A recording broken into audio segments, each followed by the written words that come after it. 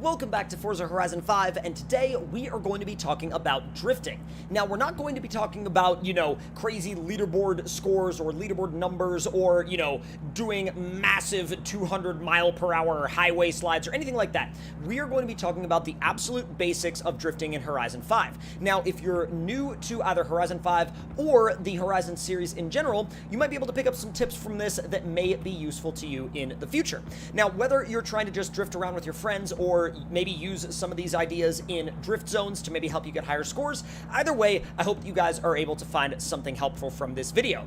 Now, the car we are going to be using for this is a car that is going to be extremely accessible, right? Now, at the beginning of the game, you will have the opportunity to be given a Supra. Now, this Supra is in the exact stock tune apart from color and wheels. Nothing about the performance is altered at all. It's got the standard power that they give you. It's got the standard tires that they give you. However, there are a couple of key differences that we are going to go over that are not related to the car. Now, mainly, those are related to settings. Now, you do not have to use manual with clutch in order to actually drift, but it sure does make it a lot better because you have the ability to clutch kick. Now, if we do a little bit of a lap around just this one corner at the festival circuit, you guys will see what I'm talking about. Now, when you're first starting to practice, the biggest thing I recommend doing is one of two things. One, you can just do these little turnarounds using the handbrake. That's not really even going to be a drift, but being able to handbrake turn around the cones without hitting them is going to actually help a lot in terms of knowing where to place your car. Now, you don't have to, like I said before, you can nudge the cone a little bit, and that's fine, but what you really want to focus on is this corner down here at the end. Now, what I'm going to go ahead and do is I'm going to do a handbrake on the way in, and then flick the car using the momentum around the other side, and we are just flat on the throttle using the steering to control the slide all the way through the corner. Now, you can do it that way, or if you would rather ease into the drift a little bit more slowly, you don't have to necessarily flick the car around. You can turn in and then get into the power and then just stay in it throughout the rest of the corner and then follow through with counter steer. Now, the second approach is probably what I would recommend doing in the very beginning. That way, you can practice getting into the slide as well as pulling the car out of the slide. Now, for a lot of people, usually the trickiest part is pulling the car out of the slide, and they either don't give it enough throttle and they push, or they give it too much and they spin out. So, for example, if you don't counter steer, this will happen immediately. You'll end up backwards, and that'll be that. And honestly, that may happen to you a few times while you're learning and while you're figuring it out.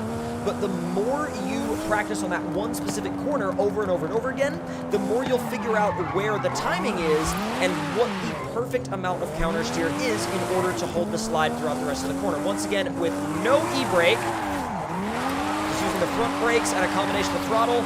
Tipped a wheel into the dirt a little bit there, but once again, you don't need the e-brake. Now, let's talk about what the e-brake actually does. The e-brake, normally I would use it for either entries, or I would use it to sometimes adjust the car in the middle of a high-speed drift.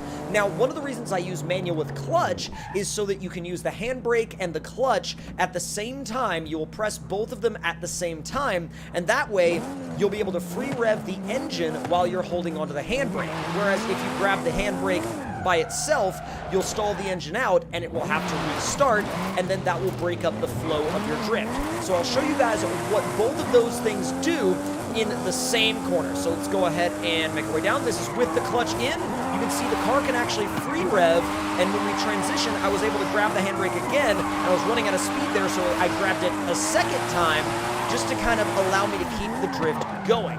Whereas if I turn around and run it the other way again, and use the handbrake without the clutch, you'll see what happens to my slide. So handbrake, no clutch, the engine stalls out, and it comes back on in time for me to catch it a little bit, but not necessarily in the smoothest way.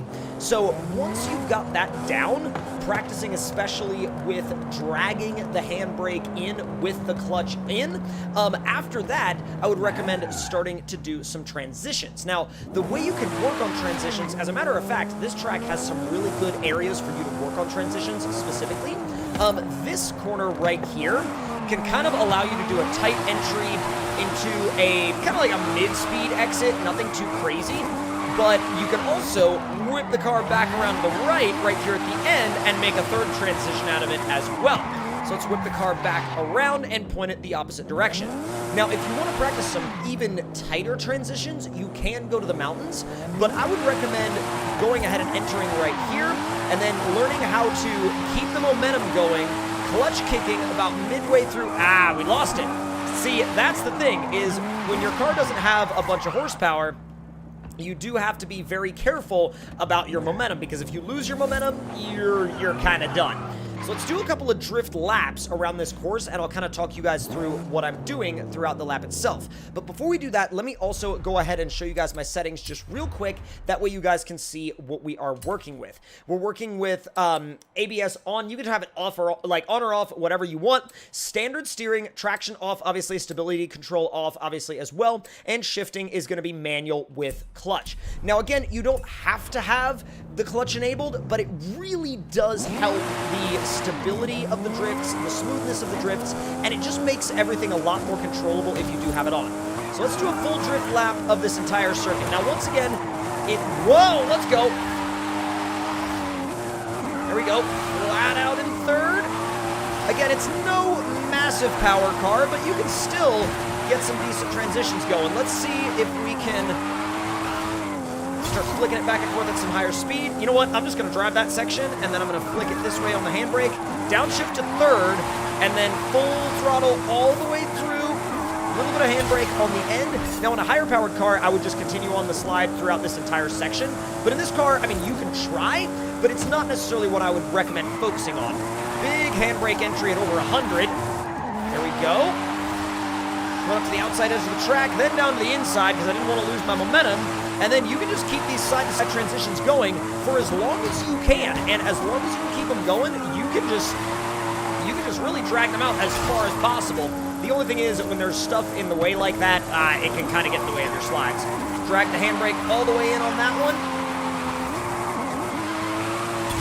And transition back the other way. Now, a little bit sloppy on the exit there, but a full lap around this course, while obviously you can straighten out in the long straightaways, a full lap around this course with successful drifts on each corner would definitely be the goal that I would recommend. Now, another thing that you can actually use in order to work on kind of the car control element of it is to actually work on just basically a controlled donut. Now, actually, this corner right here is a really perfect example of a way to enter the festival stylishly. But out here in the middle of the festival is actually a really good open area that you can use to practice controlled donuts. Like, for example, if you start on this side, kick the clutch in second, and actually you can follow these lines kind of, somewhat loosely, but if you can keep the car within these lines for the most part, you'll be doing pretty well when it comes to actually being able to control the car in any of the other drift zones, or really any area that you want to drift, just maybe to like get some video or record, like maybe take some pictures. Either way, then you can turn it into a bit of a figure 8 course. And being able to turn this section of the festival into like a figure 8 drift course is actually one of the coolest things that I feel like a lot of people may not have thought of to do at the festival. But if you are looking for something to do at the festival or a way to test your cars, this is actually kind of a fun way to do it.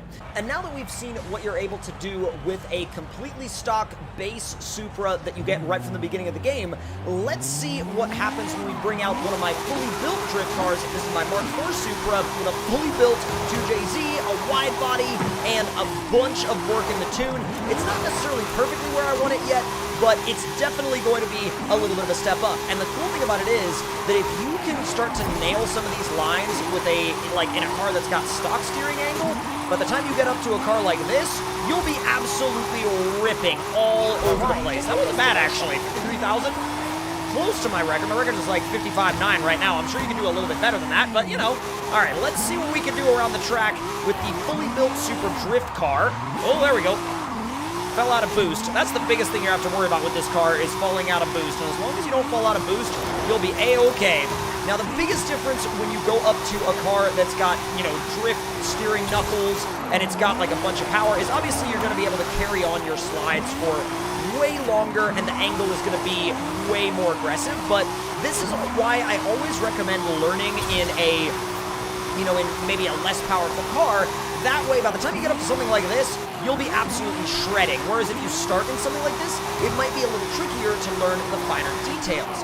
Ooh, easy. went back down to 5th. God, it's crazy the amounts of angle that this car can hold. And not only the amounts of angle it can hold, but the amount of smoke it makes is absolutely off the freaking charts. But if you guys enjoyed this video, make sure to let me know your thoughts and videos in the comments below. Hit that like button if you enjoyed, subscribe if you're new, and if it helped you guys out, let me know. Let me know what you tried. Let me know what kind of drift cars you're probably going to end up building really soon, and let me know how your experience went drifting the stock Supra.